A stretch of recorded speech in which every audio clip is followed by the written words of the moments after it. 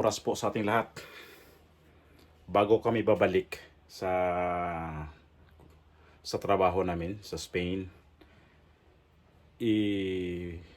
i-video ko muna to yung bahay namin na nakuha to namin ng mga anong taon na to, mga 10 years na mahigit. Ang ano nito ay nasa mga 15 years to pay.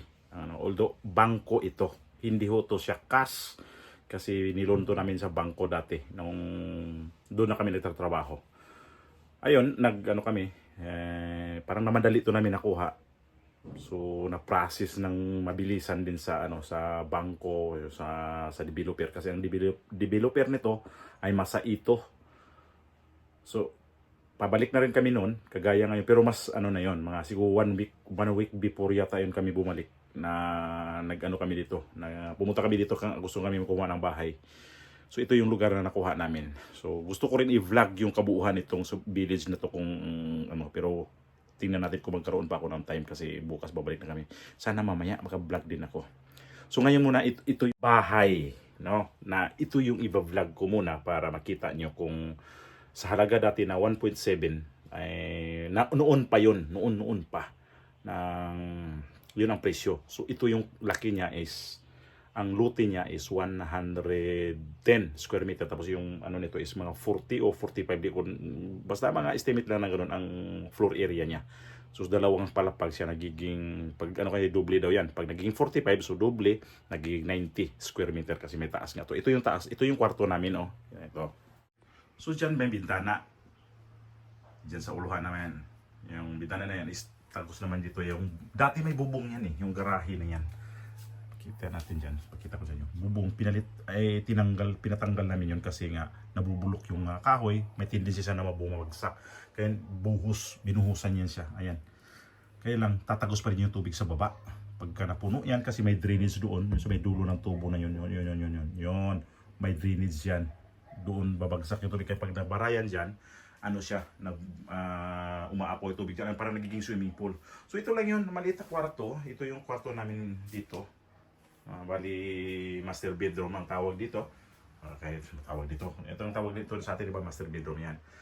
So ito lang yan siya. Di ko alam kung ma-estimate ito. Basta maliit lang. Mga siguro mga isang dipa ang nito. Isang dipa ang mula dito at saka dito mahigit. Tapos mga dito rin, mga ganyan, mga dalawang dipa yata mahigit yan. Dalawang dipa mahigit. Ganun ang haba nito. So ganun lang. Tapos may ceiling naman siya. May kisame. Ayan. Tapos kung wala ang aircon dito, electric fan, sobra talagang init. Kaya nagpakabit kami ng aircon bago kami dumating dito. Ayan yung kinabit. Tapos nilagay dito ng kurtina. Ang init talaga dito. Iba naman kasi ditong temperature talaga sa atin. So ito naman yung pagpalabas dito. Meron dito mga kunting pasilyo. Ito lang yan. Ayan kunting pasilyo. Nandiyan dito na ng cabinet para yung mga ibang gamit nandiyan mailapag. Pasilyo lang ito dito, tapos ito yung kwarto dito, isa. Pero ito yung kwarto ni Kelly. Ito yun. Maliit siya. Mga isang dipa din yung lapad nito. Ganyan. Tapos yung mga parang kwadrado lang dito siya. Mga isang dipat kalahati siguro to. Ganyan. Ilagay na itong double deck. Parang may matulog dito. Ma-accommodate pa naman din ng konti. Tapos ilagyan na rin ng aircon dyan kasi ang init talaga. Hindi talaga pwede yung electric fan lang sa itong pagbakasyon namin ngayon kasi parang summer talaga. Ayun ang dagdag sikip nito, yung cabinet niya. Kasi bumili kami ng bagong cabinet. Although pinagawa namin ng pinasadya namin yung paggawa. Kasi yung dating niya dito, bulok. So dito may makatulog dito, isang tao lang din. Ayun yung double deck na yan. Tapos ito. Binago pala. Dito na pala yung niya. Binago niya dito. So ayan, yan yung lang niya. Ito yung kwarto niya. Dito yan yung mga kwadro-kwadro dyan. So paglabas mo dito, ganun pa rin. Dito pa dali sa pasilyo. Tapos ito yung dito sa taas na ginawa namin extend yan. Ayan Kaya lang grabe tulo dyan. Kaya tad ng bulkasil yan. Saka yung mga selad dyan. Ito yung tinabaw ko kanina. Umakyat pa ako dyan. Inayos ko pa. Pero natulo pa din iwan. Hanggang dyan lang yan. Yung kabila na yan, yung isa na roon. Di na yan sa di na yan sa amin. Ito lang dito yan. Yung parang naglalight ang kulay. Yan ang ganyan hanggang doon din. Doon tayo sa baba. So dito pagbaba, hagdanan. Hagdanan dito. May ilang steps lang dito. Ito yung ano lang yun. Bali, tour lang muna tayo dito. Ito tour na to. Dito. Ito yung salon. Ang ayaw ko lang dito kasi, sa totoo lang, kasi magpasok sa pinto dito, no? Pagpasok mo sa pinto na yan, magkukrus ka dito sa sala mo, aakyat ka sa hagdanan. Yan ang ayaw ko. Di ko alam bakit ganyan ang kaplano. Dapat dito yan ang hagdanan, pataas pa dito, banda.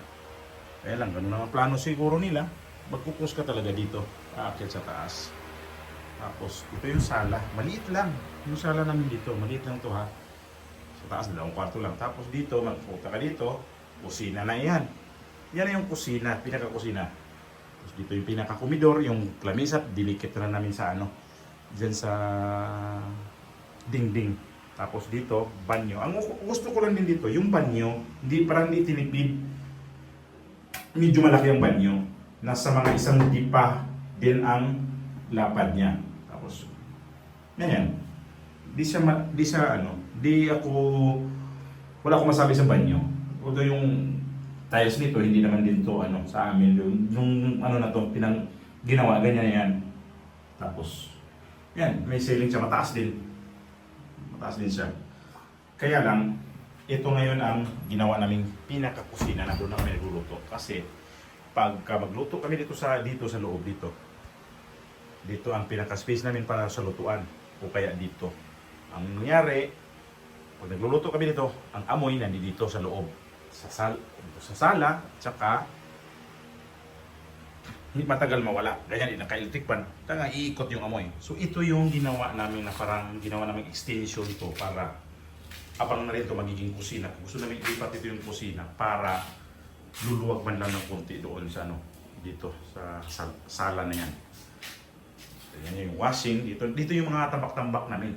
Simple tayo, dito mawala yung mga tambak-tambak eh. Hindi talaga pwede yung walang mga tambak-tambak. Ayan, ito yung sa taas kanina, ayan yung taas. Tapos, ito yung sa baba. Dito yung mga tulo-tulo na yan. Pati tulo ko sa inyo. Pati dito. Dito sa, na yan, mayroon dyan. May mga tulo dyan. Yung dito nawala. Pero yung sa may sulok na yan, dito sa dulo, may tulo din yan dyan. So nilagay ko ng bulkasilin sa baba, pati sa taas, sana nila tutulo. Kasi ito, bilagay ko rin ito ng sealant. Yun din naman natulo nung nakaraan araw daw, sabi ni Mirayan. Kasi dito, alam nyo yung ginawa namin yan dyan? Ginawa namin yan, trapal. Ginawa namin trapal yan para harangan to dito. Wala namang mga ditong tao makapasok. Pero, ginawa ng trapal to kasi may mga pusa. Tapos nilagyan ko, pinalitan na nga yan kasi bulok na yan. Yung sa taas, yun ang nabulok. Yan, pinalitan namin yan. So, bumili kami ng bago. Ito yun. In-order namin ito ni Roy. Yan sa baba, nilagyan ko na rin ng tubo yan. Temporary lang din yan. Kasi dyan dadaanin yung pusa o kaya mga palaka. Yung mga palaka dyan, papasok pa rin yan. Kasi di naman, yung palaka, ano ba naman yung katawan nila. So, ayun yun. Dito na yung ref. Kaya lang yung ref namin, kailangan namin takpan yan at saka yung lutuan kasi nga may yan, natuluan yan. So ito yun siya. So ito makikita natin, ito yung pinakapuso ni Grundi namin dito. So gusto namin pagka namin to, paggawa namin to, yung puso ni Grundi to, ilabas to dito. Mula dito hanggang sa yan, lipat yun sa kabila. So, malaking trabaho talaga to. Malaking budget ang kailanganin kung ipagawa talaga namin ito. So gusto namin dito yung isagad na yung kusina para ito, mawala na yan dyan, magiging dito na siya. So dito na yung mga pinaka-kusina, tsaka hindi ko alam yung banyo kung saan namin ilagay.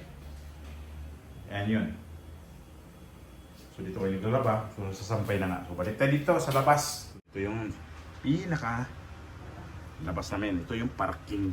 Kung may kotse, okay naman kasi kung may garahe kang sarili. Ito yun. Dito tayo. Ayan ginawa namin itong bakod. Kailan lang mga 5 years ago na may bakod.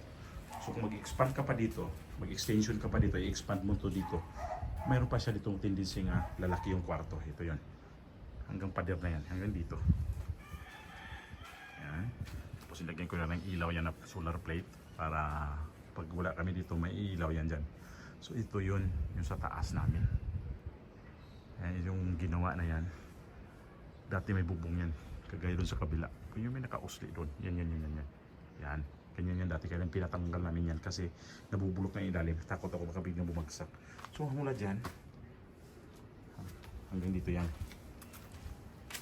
So, mula dito, hanggang doon naman, dito. Yan yun. Dito may space kami magsampay. Tsaka mag-garden-garden na kunti. Kaya lang gusto ko tong garden na to, ay itong labas na to, ay inisprehan ko to kanina, kakahapon at saka kanina. Sana mamatayin na muna yan kasi pag wala kami dito, nako, magiging to dito, gubat. So hanggang din yan lang yan, sa may, dito. Diyan. So yan yung gagawin ng extension, dyan banda. Gusto kong ma-extend yan hanggang dito. Tulad dito. Ayan. Nagdaanan na yan. Tambay lang yan dyan. Kasi yan yung inaakyatan ko kanina. At saka mga ilang araw na umaakyat ako dyan. So ayan yun.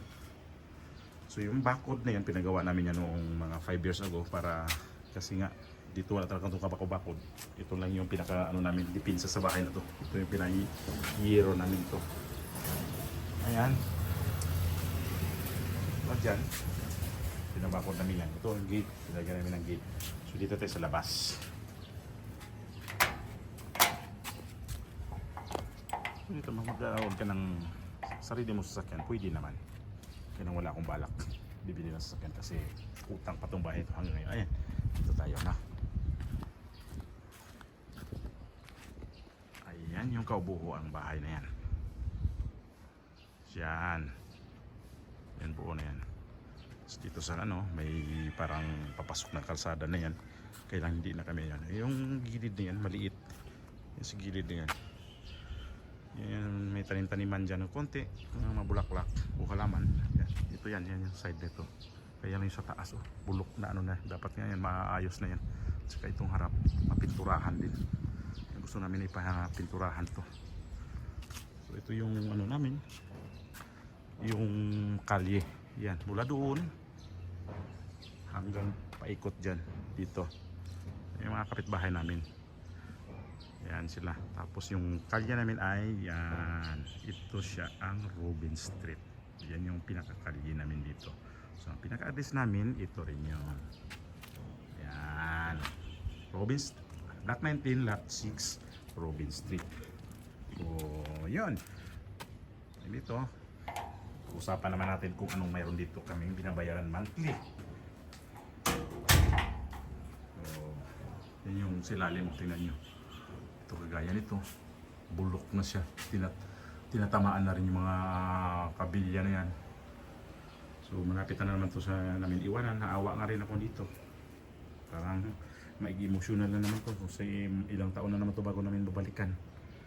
Ang una dito is tahimik. Yan ang gusto ko dito. Yan yung ilaw na yan. 3 ilaw yung kinabit ko yan. At saka yung dito. Yun. Saka ito. Yan yung pinagkakabitan ko ng ilaw. Para kami, may secure kami dati. Nilagay kami ito ng bakal. Ito yung pinto. Kami lang mayroon na itong pinto na yung ganyan. Kaiba na yan. Saka yung grill na yan para at least man ako aakit sa taas. Medyo magtatrabaho pa siya ng gusto para aakit o papasok sa taas. Ito nilagay namin ng grill yan. Ayan. Para at least man lang may safe. Kunti lang naman safe niyan eh. So ito yung trapal na sa likod. Ito yung dinugtong ko kasi kapos nga ito. Dinugtungan ko lang ito dito. Ito. Ayan. So ito yung lagayan ng TV. Dati is sobrang sayang naman itong space na to. Space na yan. Pinasadya namin yung lagayan ng TV na ganito. Ito siya. Kung anong puro kasi ilalim ng hagdanan, pinaano ko lang namin, pina-order namin yan ni Roy din yan, yung gumawa. Fabricate siya. Oh, sige, shout out kay Roy. Kung gusto niyo magpagawa sa kanya ng mga pwede mga ang speciality niya sa trabaho ay yung tawag niyan, paggawa ng mga bintana, ng mga sliding door. Ganyan ito. Kaplano na rin to na gawin namin sliding door ng mga lahat ng mga bintana dito. Lahat ito. Yung dito sa ano namin, ito. At yan. Lahat basta sa taas din ganun. Pa sliding door namin. So, yun, yung pag tumira ka sa mga ganitong lugar, hindi naman to first class na subdivision. Hindi naman to siya ganun ka, ano talaga na magiging okay yung ano mo dito, pagka security talaga. Kunti lang. Pero ang ano ko dito, ang pinakamaganda dito kasi is tahimik. Noong nakaraang araw mayroong away-away naman dito. Yung di naman yung away na habulan. Wala naman dito na sigawan, mga wala dito. Never ko pa narinig dito na dito kami nagbakasyon na narinig ko ng ganun. So ay yung ano dito, ang mga ano nila ay kailangan mayroong binabayaran dito na 250 mang monthly dues. Para saan yon ay para sa ano yon? Sa mga gwardiya, kasi may gwardiya dito, dalawang gate na yan. Yun ano, yun yung para sa kanila, yung susweldo sa kanila. Kasi di ko lang alam kung ilang tao talaga dito nung nakatira na itong village na to na maliit. So, 250 monthly dues kasama na basura. Kasi yung basura namin dito, nangungulikta lang ay twice a week lang. Kung pwede, kung di sila nangungulikta ng Martes, Miyerkules. Basta, 2 beses isang linggo. Katapos, Sabado yan. Di talaga, ano yan, talagang nandito talaga sa pag Sabado. So, yun yung binabayaran namin monthly dues na 250. So, halimbawa, yung 250 na yun, convert mo ng yearly, ang yun ang ginagawa namin. Yearly kami nagbabayad na bali, kwentahin na lang kung magkano ang taunan mo. So yun ang ano namin, buukoy namin yung isang taon pagbabayad. So pag hindi ka nagbabayad kasi dito ng monthly dues dito, kung magkaroon ka ng mga problema, putulan ka ng tubig, mga ano pang mga problema dito, nagpapagawa ka, halimbawa nagpa-extend ka, tapos pupunta ka sa association dito, kukuha ka ng permit, hindi ka nila bibigyan kung hindi ka nakasettle dito sa mga monthly dues mo, yung 250. So yung iba dito, mayroon pa rin nakatira dito na hindi nagbabayad ng mga monthly dues. So pag ano sila, dapat kasi kung higpit ng village dito, dapat yung halimbawa, di sila nagbabayad. Kasi ang basura dito is tuloy-tuloy ang kolekta. Yun ang gusto kong mangyari. Halimbawa, kung ako dito, i-propose ko yung ganyan na kung hindi man lang nagbabayad ng basura, monthly dues, huwag silang kolektahan ng basura. Para, bakit? Nandito sila nakatira. Tapos, pinangulita ang basura, ikukulekta yung basura nila, para na rin sila nagbabayad, na libre pa sila. Kung hindi kasi maganda tingnan. So, yun yung binabayaran namin dito. Hindi naman masyadong mabigat yung 250 a month. Yung monthly dues, tapos isa pa yung mga gwardiya, yung sweldo ng mga gwardiya dito. Sila may responsibilidad dito sa mga nakatira dito na binabandayan nila yung gate para wala makapasok. At least man lang, nandun sila, mag-anticipate din yung papasok na, may gwardiya. Ganun naman talaga pag may gwardiya ka, mag-anticipate ka papasok. Kasi, pag hindi ka papasok, hindi sila papasok na basta-basta, nakakaano rin yun, nakakatakot. Kaya may gwardiya, minsan dito, nagro-rubing. Yun yung purpose doon sa 250 a month na mga monthly dues na binabayaran namin. So itong bahay na to, isa pa, ang developer tayo sinasa magiging ko niya, masa ito. So kung kukuha ka, mag-tripping ka dito, una kang, ang ano sa iyo, ang pupunta ang masa ito kung ano, ano ka dito, kung saan yung mga bahay na available na pwedeng mabili, yung binibenta nila. Kasi dito, nagmahal na rin yung value ng bahay dito. Kasi dyan sa may kabila, ayan o, sige po, i-ano lang natin ha. Ayan o, yung bahay na yan, i-focus natin. Iyan siya. Matagal na siyang bakante yan. Yan. May luti rin yan siya. Malaki-laking luti niya kasi sa ganyan sa may creek. Pero di ko type ang kurma niya dyan. Di ko siya type na ano. Basta malaking luti yan. Tapos may sariling parking. Ayan yung parking yan eh. Sariling garahe yan. Ayan. Tapos may 2 kwarto din sa taas din. Kaya, nung nakarang araw, yung kapitbahay namin dito, nabanggit niya na yung bahay na yan, dati magkano lang yan eh. Dati. Mga almost 1M yata, 1 million. Dati-dati pa yun, nung bago lang din kami dito. Pero ngayon alam nyo kung magkano na yung bahay na yan. Nasa 4 to 5 million ang presyo na ngayon. So, Alam niyo kung bakit nagmahal dito? Kasi sobrang taas ng property dito. Dahil dito, ang lapit ng SM. Walking distance ng SM dito na nilalakad namin yan, 15 minutes. Diyan lang. Pwede mo nga makuha 10 minutes eh. Tapos, sa kabila naman, sa tapat niyan, nandun yung Ulhom. Naghili-hilera dito yung mga yung mga mall. So, pasok. Punta ka naman dito sa kabila, nandun na naman yung Ayala Mall, yung Vermusa. Nagdikit-dikit na yung mga mall dito. Kaya yung property dito, biglang tumaas yung presyo. Imagine ganyan kapangit ang lugar na yan, ang bahay na yan. 4 to 5 million. Kaya sa bagay, pag bibilihin yan, di naman yan bibilihin na ganyan. Na parang tinuping lata na lang talaga. Ayusin niya. Gaya nito dati. Inayos to. Kasi dati, yung kinuha namin to, ganun din yung purma. Hindi masyadong, hindi maganda. Kaya inayos to. Ganun ang patakaran dito. Pagka bumili ka ng bahay na may nakatayo na, aayusin yung bahay bago i-turn over ng developer.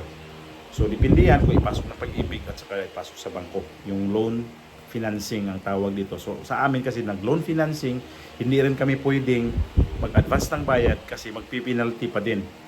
Late ka magbayad, advance ka magbayad, penalty pa din. Kasi nakakontrata kami ng 15 years. Sa ganong 15 years, yung 1.7 million dati, ang presyo na ngayon is, nito ay mahigit pa sa doble. Ganun ang presyo na itong bahay na ito pag i-bank financing. So, ang monthly namin dito ay nasa mga kulang-kulang 20,000 a month. Yun yung binabayaran namin. Kulang pa kami ng mahigit. Halos mag 5 years pa lang ang kulang namin dito. So, sana matapos namin ito ng maayos. Matapos na. Kasi, gusto ko na matapos kasi biro mo, mga mahigit 1 million pa rin yung babayaran namin dito. Na kulang naman kami ng 1 million. So, unti-unti namin itong hinulug-hulugan, utang sa bangko. So, talagang may inoobliga kami magbayad ng bangko monthly. Nagbayad kami dito ng monthly, nagpapadala kami ng monthly. At saka, mayroon namang kikisuyo kami kay Bob na siya magano ng bayaran sa bangko, siya na maghuhulog. So, yan yon yung istorya nitong magtitira ka sa ganito sa village na mas maganda naman talaga kasi may kalsada.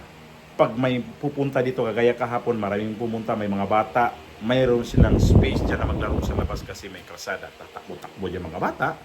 Saka di kagaya doon sa dikit-dikit ang sobrang bahay na mahirap naman talaga sila pamanaw. Kagaya dito, na pwede lang tatakbo. Dito kung pwede ka mag-jogging, pwede mag-bike, pwede maglakad-lakad. Yun yung advantage sa mga ganitong lugar din. Kaya lang, pag wala ka rin trabaho, wala kang stable na trabaho, mahirap din kasi bilihin dito ang mahal. Tapos monthly dues, pag sarili mo ng bahay, yun lang naman monthly dues mo lang naman ang hahabulin mo 250. Hindi naman siya ganun din ka mahal ang monthly dues. 250 daw. Sa bagay dito daw, mas malaki yung monthly dues namin ko kumpara sa ibang mga village na yung kwento ng pinsan ko. Kasi sila doon, 80 pesos lang yata ang monthly dues nila. Kami dito 250. Pero ako din naman ako agrebyado sa mga 250 kasi okay naman dito. Hindi naman kami dito na kaya lang yung isa pa yan sa inaayaw ko dito yung mga parking na dikit-dikit ang parking tapos kabilaan ang hirap pag may dumaan. Tapos dito lugar na to may tricycle, pag palabas ka may tricycle, may mga terminal doon, palabas doon sa may tricycle. Hindi ka naman din na pag nagmamadali ka sobra, tricycle ka. So, ang daming option din na pagpunta ng Maynila, ang daming ring option na kung saan ka sasakay. Pwede ka dala ng Alabang, pwede ka dito sa may Coastal Road. Yun yung maganda na ito sa lugar na to, sa sa may Imus kami. Kaya lang, parte nito sa kabila, na siya, Bacoor. Yun yung parte na yan. So, ayun, dito, yung mga problema namin dito, ayan, nagtutuklap na yung mga, nagtutuklap na yung mga pintura. Ipaayos namin itong mga pintura, may mga sira-sira dito na ang daming mga kailangan i-retouch talaga. I-retouch at saka kailangan baguhin. So kailangan yung bintana, gusto ko may screen kasi halimbawa kung okay naman yung panahon, di naman malamig, di naman mainit, pwede ka magbukas lang ng bintana tapos naka-screen para yung lamok o langaw hindi makapasok pati itong pinto na to. So ko ipa-screen to. So pa kami ni Roy dito. Parang naka-status quo pa lang kami kung kailan siya magbigay ng mga proposal kung anong mga niya. mga budget na kailangan namin ito. Kaya kailangan namin itong budgetan kasi pag bakasyon namin sa sunod, at least maayos-ayos na naman ito pagdating namin. So ayan yung ano dito, yung kwento na itong bahay na to. Bilang bahay namin dito sa Pilipinas na bahay bakasyonan na dito sa Pilipinas. Magkano ba to dati? Yun, ikwento ko na sa inyo. Kasi kami nga, pag sabi dito, kahit taga rito, sabi pag nakatira rito sa lugar na to, mayaman. Hindi naman, kaya lang, mayaman, ayaw ko tumira dito. Ang ano nito is peaceful lang talaga yung lugar. Okay naman siya. So, compare naman to sa ibang, doon sa labas ng village, yung city home, mas okay to dito. So, kaya ang mga tao nga, pag hirap sabi, ano daw, pangmayaman daw to, itong lugar na to. So, yung doon, yung ano doon yung malapit na dito talipapa lang, palengke dito ang layo. Pero mga grocery, mga department store, malapit lang. Ang lapit lang talaga sila, nandyan lang. So magbacoor, kung punta ka ng Maynila, isang sakay lang naman din kung ano ka. Punta ka doon sa Maynila. Depende kung saan sa puwen sa Maynila. Alam mo, mag-Quezon City ka, dalawang sakay. Madali lang. Kasi pag natapos din yung MRT dito na extension, ang bilis na. Kasi dyan lang banda eh. Malapit lang eh. Bacoor, ang ano namin. So maraming salamat sa inyong pagtambay saglit, nakikinig kayo sa mga kwento ko. Kung may halaga ba to sa inyo, huwag niyo po kalimutan i-subscribe ang YouTube channel. Hanggat nandito pa kami kasi malapit na kaming babalik. Maraming po salamat sa inyong suporta. Muli, Edgar Mejorada at God bless po sa ating lahat. Bye-bye na!